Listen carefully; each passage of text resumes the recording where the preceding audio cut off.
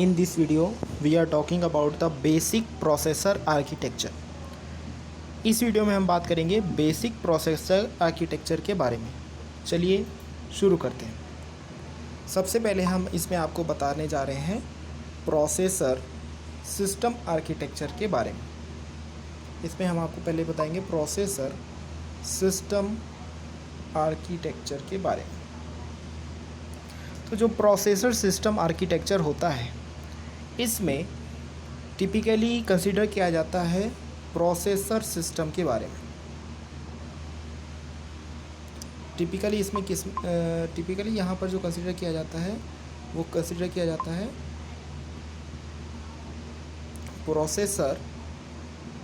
Typical processor system के बारे में कंसीडर किया जाता है।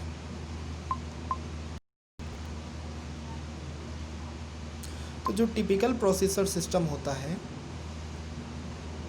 इसमें कुछ कंपोनेंट्स होते हैं। टिपिकल प्रोसेसर सिस्टम में कुछ कंपोनेंट्स होते हैं। यहाँ पर हम आपको 3 मेन कंपोनेंट्स के बारे में बता रहे हैं। 3 मेन कंपोनेंट्स के बारे में बता रहे हैं जो एक टिपिकल प्रोसेसर सिस्टम में हो सकते हैं।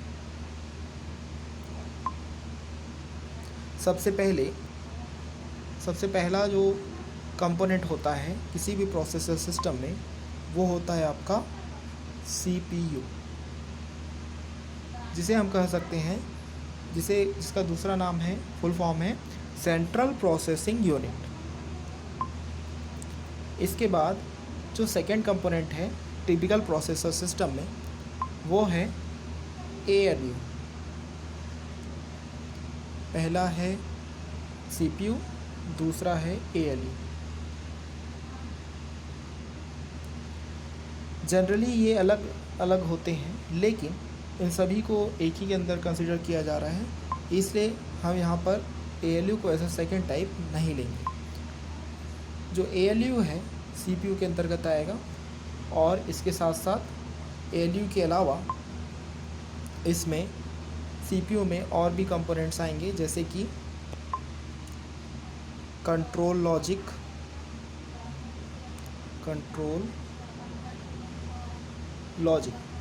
इसके अलावा रजिस्टर्स एटसेट्रा का मतलब जितने भी फ्लिप फ्लॉप्स हैं, लॉजिक गेट्स हैं, वो सब आ जाएंगे।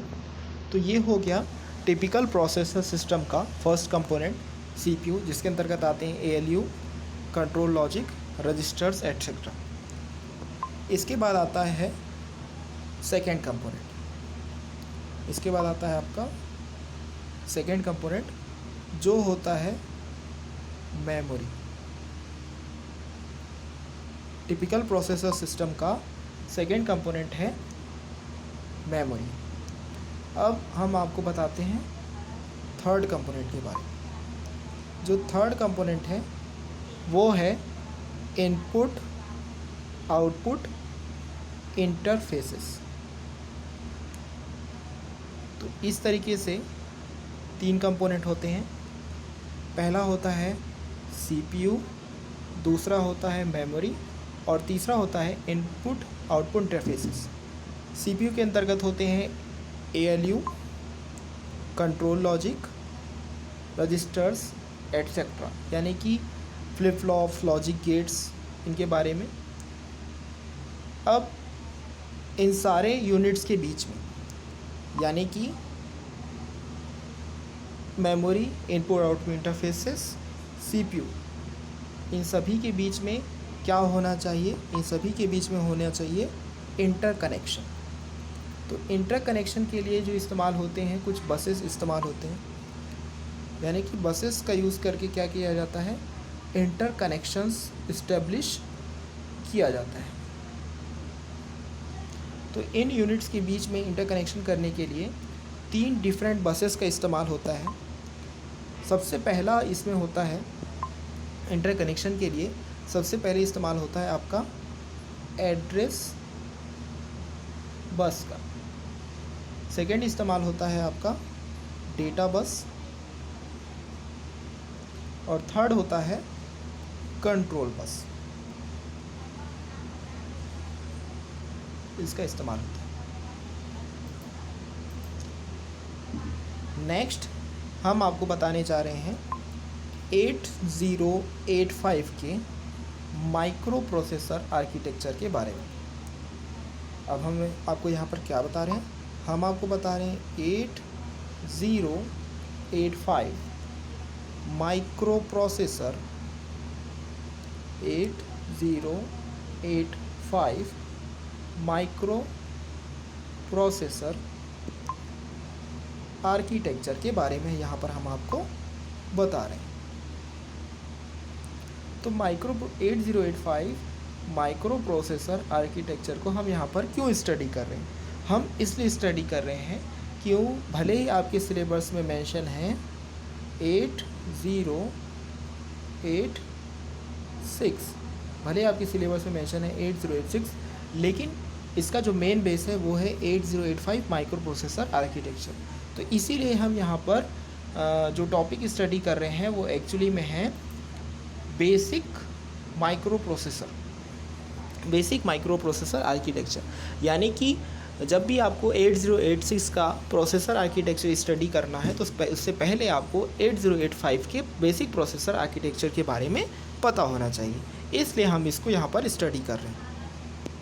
तो आगे बढ़ते हैं। 8085 माइक्रो प्रोसेसर आर्किटेक्चर्स में कुछ कंपोनेंट्स होते हैं, जैसे कि 8085 माइक्रो प्रोसेसर आर्किटेक्चर, हमने यहाँ पर शॉर्ट फॉर्म यूज़ किया है 8085 माइक्रो प्रोसेसर आर्किटेक्चर के लिए। तो 8085 माइक्रो प्रोसेसर आर्किटेक्चर में एक कंपोनेंट होता है आपका, वो होता है इंटरप्ट कंट्रोल।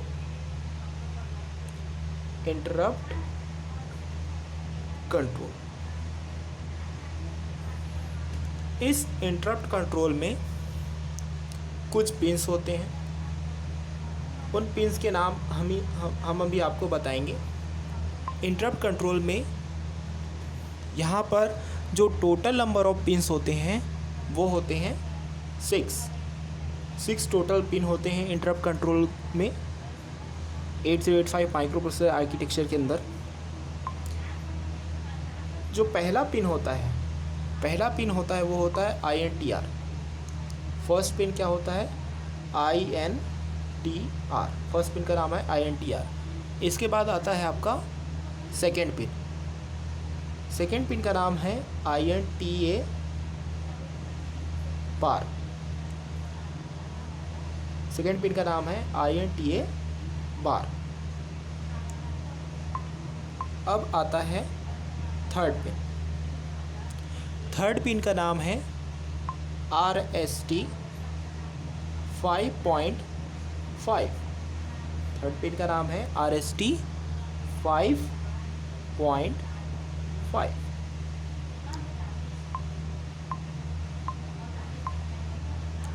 अब आता है पिन नंबर 4।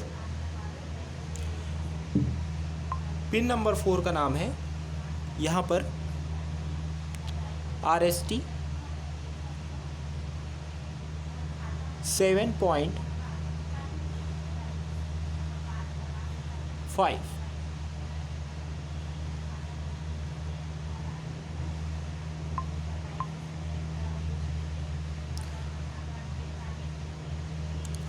और जो पिन नंबर 5 है, पिन नंबर 5 का नाम है यहाँ पर ट्रैप। यहाँ पर जो हम आपको पिन नंबर बता रहे हैं वो पिन नंबर जो है सिर्फ इंटरप्ट कंट्रोल का जस्ट एक सीरियल नंबर है। जो एक्चुअल पिन नंबर्स हैं इन सारे पिन्स के वो आपके डिफरेंट रहेंगे। यानी कि जब हम 40 पिन्स पढ़ेंगे 8085 माइक्रो प्रोसेसर पे तो वहाँ इन सभी के जो पिन नंबर्स रहेंगे वो डिफरेंट रहेंगे। एक चीज़ और यहाँ पर आप करेक्ट कर लेंगे, हमने यहाँ पर जो 6 पिन्स को बताया था उसको आप करेक्ट करके क्या कर लेंगे, वो हो जाएंगे आपके 5 पिन्स। इस चीज़ को आप करेक्ट कर लेंगे। चलिए अब आगे बढ़ते हैं, इस पेज को पहले क्लियर कर देते हैं। इसके बाद 8085 माइक्रो प्रोसेसर आर्किटेक्चर में एक और हिस्सा होता है, वो होता है सीरियल इनपुट आउटपुट कंटेंट का, सीरियल इनपुट आउटपुट कंट्रोल का। तो सीरियल इनपुट आउटपुट कंट्रोल में यहाँ पर दो अलग अलग पिन्स होते हैं। फर्स्ट पिन जो होता है वो होता है आपका SID और सेकेंड पिन है आपका SOD। ठीक है। इसके अलावा 8085 माइक्रो प्रोसेसर आर्किटेक्चर में 8 बिट का इंटरनल डेटा बस होता है। 8 बिट का क्या होता है? Internal data bus. 8 बिट का इंटरनल डेटा बस होता है। अब इस इंटरनल डेटा बस से कुछ अलग अलग कंपोनेंट्स कनेक्टेड रहते हैं, जैसे कि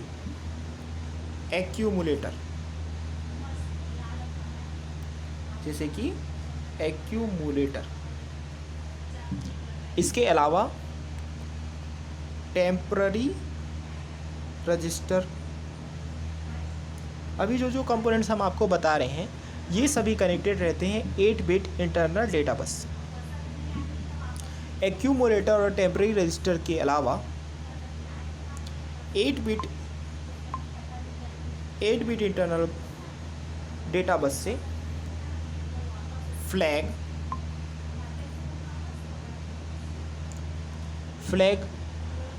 कनेक्टेड रहता है। साथ ही साथ फ्लैग के साथ साथ और कनेक्टेड रहता है फ्लिप फ्लॉप्स।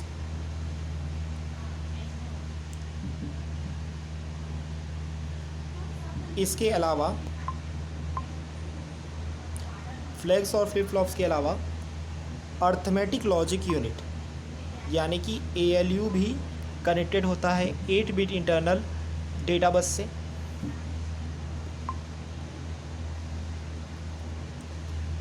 इसके अलावा इंस्ट्रक्शन रजिस्टर भी कनेक्टेड होता है 8 बिट इंटरनल डेटा बस से।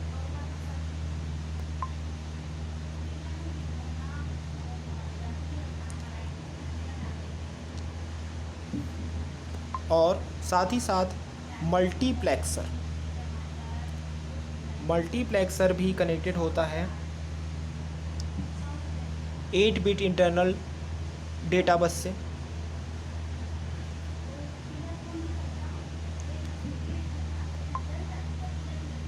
इसके अलावा डेटा एड्रेस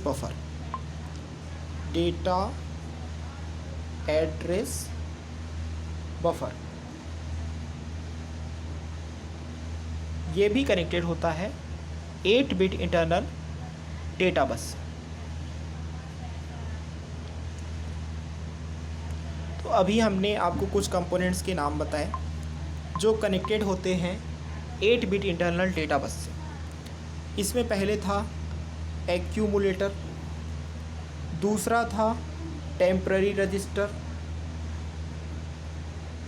नेक्स्ट था आपका फ्लैग, इसके अलावा था फ्लिप फ्लॉप, फिर था ALU, इंस्ट्रक्शन रजिस्टर, मल्टीप्लेक्सर और डेटा एड्रेस बफर। ये सभी कनेक्टेड रहते हैं 8 बिट इंटरनल डेटा बस के साथ। चलिए आगे बढ़ते हैं। तो अभी जो हमने आपको कंपोनेंट्स बताए ये सभी कनेक्टेड रहते हैं 8 बिट इंटरनल डेटा बस के साथ। इसमें हमने आपको एक बताया था इंस्ट्रक्शन रजिस्टर। अभी हमने क्या बताया था? Instruction register. इस इंस्ट्रक्शन रजिस्टर से कनेक्टेड रहता है instruction decoder and machine cycle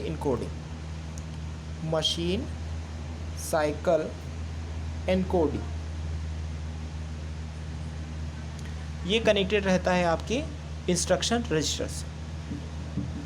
जो भी हम यहाँ पर शॉर्ट फॉर्म में बता रहे हैं, आप जितना हो सके उसे फुल फॉर्म में ही लिखें, शॉर्ट फॉर्म में ना लिखें।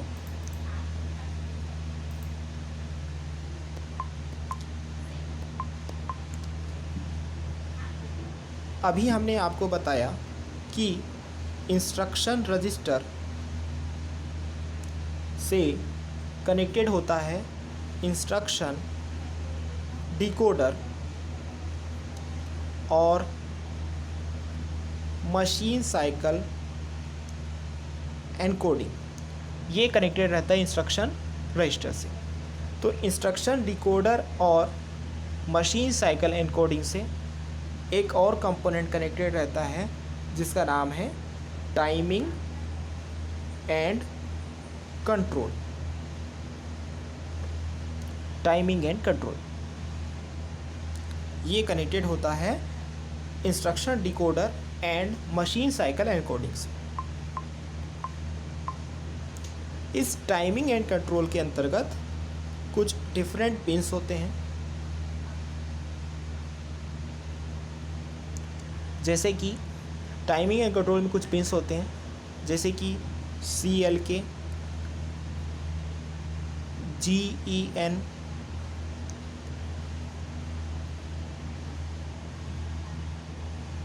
कंट्रोल, स्टेटस, DMA और रीसेट। ये सारे पिन्स कनेक्टेड होते हैं टाइमिंग एंड कंट्रोल से। टाइमिंग एंड कंट्रोल के अंतर्गत हमने आपको कुछ पिन्स के नाम गिनाए जैसे कि CLK, GEN, status, DMA etcetera हमने आपको नाम बताया। इसके अलावा जैसे आप देखते हैं कि जो GND है, GND के साथ जनरली यहाँ पर अटैच रहता है पावर सप्लाई। यह पावर सप्लाई रहता है +5 वोल्ट का, यानी कि 5 वोल्ट की जो पावर सप्लाई रिक्वायरमेंट होती है माइक्रो प्रोसेसर 8085 के लिए। जो CLK पिन हमने आपको बताया यहाँ पर टाइमिंग एंड कंट्रोल में, इसके साथ एक एक्स्ट्रा पिन ऐड रहता है जो होता है आपका CLK आउट। और CLK आउट के जस्ट बगल में एक और पिन आपको दिखाई देगा, वो होगा रेडी।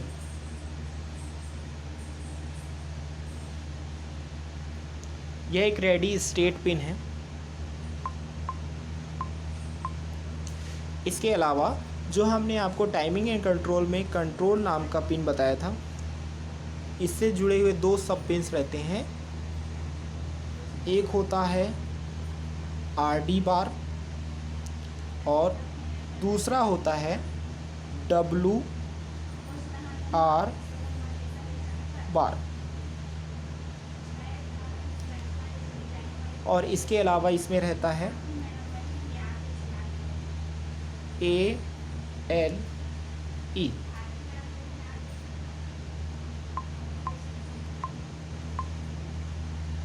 और अब इसमें जो एक स्टेटस पिन वाला सेक्शन है, इससे जुड़े हुए जो सब पिन्स होते हैं वो होते हैं S0, S1 और IO/M बार। ये रहते हैं इसमें टाइमिंग एंड कंट्रोल के अंतर्गत स्टेटस के अंदर पिन।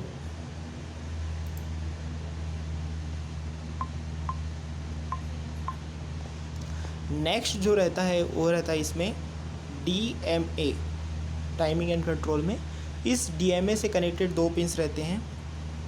एक रहता है होल्ड और दूसरा रहता है HLDA।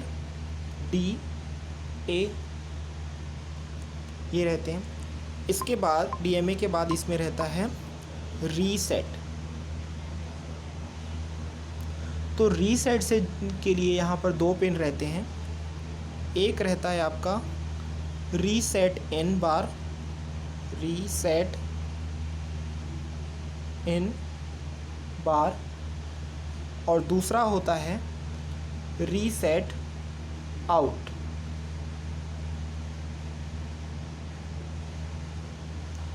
तो ये हो गया टाइमिंग एंड कंट्रोल वाला हिस्सा। एक और हमने आपको बताया था मल्टीप्लेक्सर कनेक्टेड रहता है आपके 8 बिट इंटरनल डेटा बस के साथ। तो इस मल्टीप्लेक्सर से भी कुछ रजिस्टर सेलेक्ट वाला एक पोर्शन कनेक्टेड रहता है, यानी कि मल्टीप्लेक्सर से कनेक्टेड है आपका रजिस्टर सेलेक्ट वाला पोर्शन। और इस रजिस्टर सेलेक्ट वाले पोर्शन के साथ बहुत सारे डिफरेंट रजिस्टर्स कनेक्टेड रहते हैं, जिनके बारे में हम अभी आपको बताएंगे। तो रजिस्टर सेलेक्ट के साथ एक कनेक्टेड रहता है W नाम का रजिस्टर, जो है एक टेम्पररी रजिस्टर कहलाता है। इसके अलावा जो रजिस्टर रहता है वो रहता है Z भी आपका एक टेम्पररी रजिस्टर है।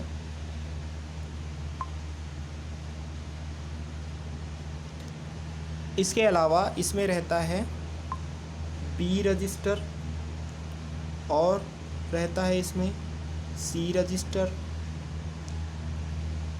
और इसमें आपको मिलेगा D register, B register, C register, D register. इसके बाद इसमें आपको एक और रजिस्टर मिलेगा, वो रहेगा आपका E रजिस्टर।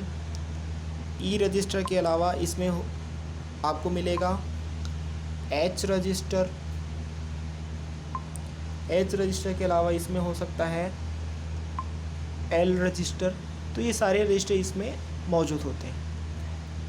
इन रजिस्टर के अतिरिक्त जो अल्फ़ाबेटिकल नेम है रजिस्टर्स के, इनके अलावा इसमें भी और भी कुछ रजिस्टर्स होते हैं, जैसे कि आपके हो गए स्टैक पॉइंटर नाम का रजिस्टर। इसके अलावा प्रोग्राम काउंटर,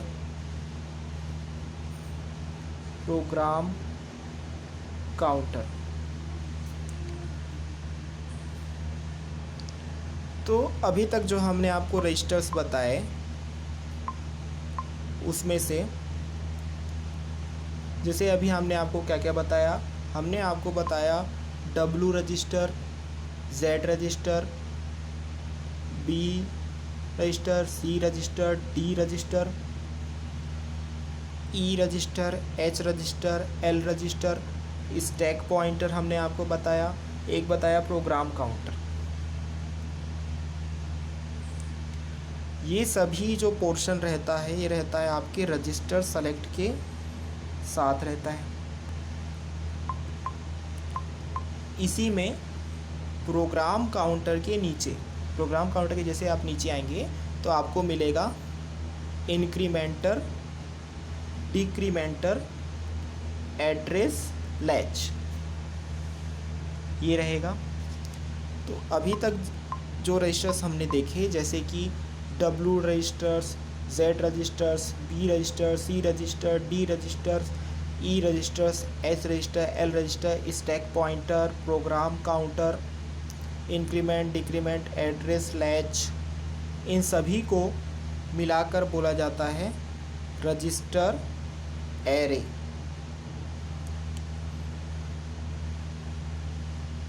सभी को मिलाकर बोला जाता है रजिस्टर एरे। जो आपका इंक्रीमेंटर, डिक्रीमेंटर, एड्रेस लैच है, इंक्रीमेंटर, डिक्रीमेंटर, एड्रेस लैच है, ये कनेक्टेड रहता है एक एड्रेस बफर के साथ, और साथ ही साथ यह कनेक्टेड रहता है डेटा एड्रेस बफर से भी। एड्रेस बफर के लिए एड्रेस बस यूज़ होता है, जो होता है A15 to A8, और डेटा और एड्रेस बफर कनेक्टेड होता है AD7 to AD0। Address data bus के लिए जो यूज़ होता है उससे कनेक्टेड रहता है। तो अभी तक जो हमने आपको बताया है उसका हम आपको एक डायग्राम दिखाते हैं।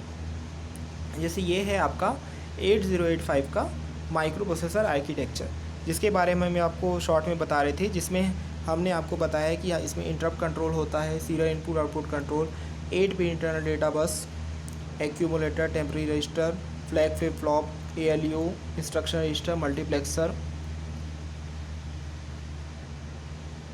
Instruction decoder, machine cycle encoding, WZBCDEHL, stack pointer, program counter, timing and control, ये सभी हमने आपको बताया है। नेक्स्ट वीडियो में हम आपको इस माइक्रो प्रोसेसर आर्किटेक्चर्स के जो डिफरेंट और एस्पेक्ट्स हैं, इनके बारे में हम आपको बताएंगे। तब तक इस वीडियो को लाइक करें, शेयर करें और इस चैनल को ज़रूर सब्सक्राइब करें। Thank you.